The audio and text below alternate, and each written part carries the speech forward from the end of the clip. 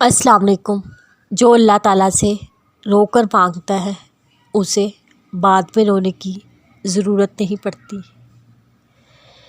کسی کی چپ کو اس کی ہار مت سمجھے، ہو سکتا ہے وہ اپنا ہر معاملہ اللہ کے حوالے کرتا ہو، اور جس چیز کو تم سے دور کر دے ان پر صبر اختیار کرو، اور جس چیز کو تم تو خوش قسمت ہو تمہارا رب تمہارا رزق پاک کر رہا ہے۔ انسان جب اچھا سوچتا ہے تو اللہ خود ہی راستے بنا دیتا ہے۔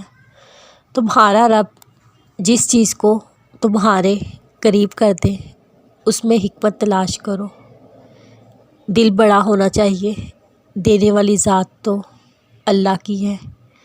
اپنے اندر کی سوچوں کو ہمیشہ صاف رکھے، کیونکہ کشتیاں باہر کے پانی سے نہیں اندر کے پانی سے ڈوبتی ہیں، اور تمہاری تقدیر اتنی بار بدلتی ہے جتنی بار اللہ کے آگے ہاتھ پھیلاتے ہو۔ جہاں نہ ماضی کا تانا ملتا ہے نہ مستقبل کا خوف، صرف کرم کی چادر سے ڈھانپ دیا جاتا ہے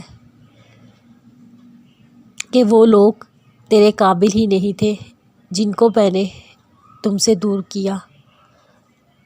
اللہ سے باتیں کرنے کا، اللہ کو دل کا حال سنانے کا۔ اللہ نے بے دل میں ایک بات ڈال کر مجھے بہت تسلی دی، تم وہ کرو جو تمہارے اختیار میں ہے۔ اللہ رب العزت وہ کرے گا جو تمہارے اختیار میں نہیں۔ میں نے غلطی کی، اس نے پردہ ڈالا، میں نے سجدہ کیا، اس نے تھام لیا۔ تب میں نے جانا اللہ کے فیصلے بہت عظیم ہوتے ہیں۔ ضد کر کے نہیں، سوالی بن کر مانگو۔ فقیروں کو تو انسان بھی خالی ہاتھ نہیں جانے دیتے۔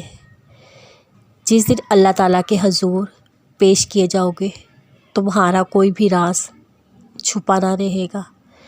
اللہ تعالیٰ نے میرے دل میں ایک بات ڈال کر مجھے بہت تسلی دی۔